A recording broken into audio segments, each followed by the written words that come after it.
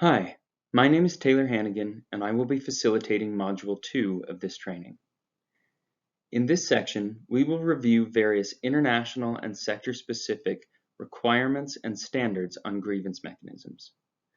While this is by no means an exhaustive list, it is a good starting point to further your understanding of the expectations at an international and sector level on grievance mechanisms. The international standards we will review today include the United Nations Guiding Principles on Business and Human Rights, referred to as the UNGPs, or Guiding Principles, and the OECD's Due Diligence Guidance for Responsible Business Conduct, including responsible mineral supply chains. Both the UN and the OECD are intergovernmental organizations which set non-binding principles and standards for responsible business conduct. We will also take a look at the sector-specific standards and requirements of the Aluminum Stewardship Initiative, ASI, the Copper Mark, and the Responsible Minerals Initiative, RMI. Let's begin with the international standards. The UN Guiding Principles on Business and Human Rights and the OECD Due Diligence Guidance for Responsible Business Conduct are the principal international frameworks on business and human rights. These are the voluntary global standards of expected business conduct that include mechanisms for effective remedy, like a grievance mechanism. Additionally, the OECD Due Diligence Guidance for Responsible Supply Chains of Minerals from Conflict-Affected and High-Risk Areas aims to help business respect human rights and avoid contributing to conflict through their mineral sourcing practices. It has become the global norm of responsible business conduct for high-risk areas. The guidance specifically calls on companies to establish strong risk management systems and a grievance mechanism. Here we provide a high-level overview of guiding principles and OECD requirements related to grievance mechanisms. For more detailed guidelines and criteria, please review the full standards. The standards outline that first, business has responsibility to respect internationally recognized human rights. This means business should not cause, contribute to, or be directly linked to human rights abuses. Second, business must take appropriate action to prevent or mitigate harms to people.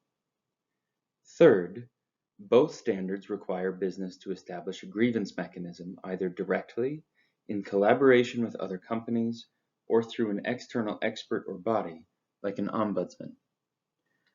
Fourth, when business causes or contributes to harm, it should provide or cooperate in remediation through legitimate processes. And fifth, business should also take proactive measures to prevent such harms from happening again. In addition to international standards, there are sector-specific standards for business in the metals and minerals supply chains. For this training, we will focus on the responsible business conduct standards developed by the following organizations. The Aluminum Stewardship Initiative, which has created the performance standard which applies to businesses in the aluminum value chain. The Copper Mark, whose standards include criteria for responsible production for stakeholders throughout the copper value chain, and the Joint Due Diligence Standard for copper, lead, nickel, and zinc for producers and/or traders of these metals. The Responsible Minerals Initiative, which includes the RMI ESG standard, which is applicable to mineral processors, smelters, and refiners, including those integrated with mine sites in all countries. The RMI Global and Mineral-Specific RMAP standards, which apply to upstream actors in mineral supply chains, from processors to traders and mining operations.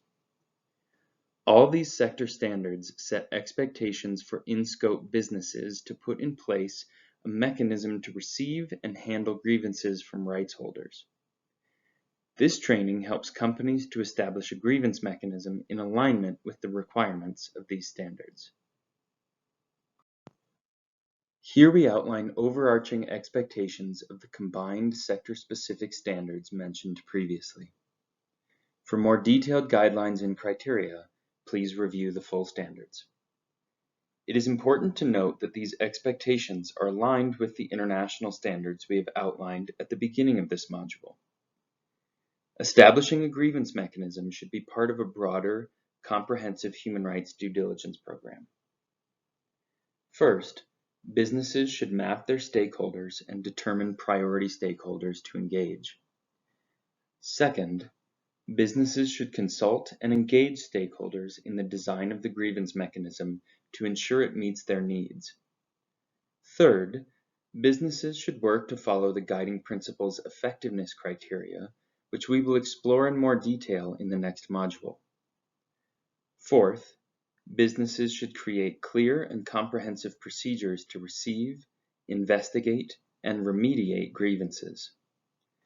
Fifth, businesses should have processes in place to communicate the grievance mechanism and its processes internally with relevant staff and externally with rights holders, users, and the general public. Finally, businesses must review and revise grievance mechanisms regularly to ensure it adapts to changing operating contexts and the needs of rights holders. On an ongoing basis, businesses should work to analyze root causes for reported grievances and mitigate and prevent those from reoccurring. We'll look at each of these concrete steps and the questions to be asked in the next module. This concludes Module 2 of this training.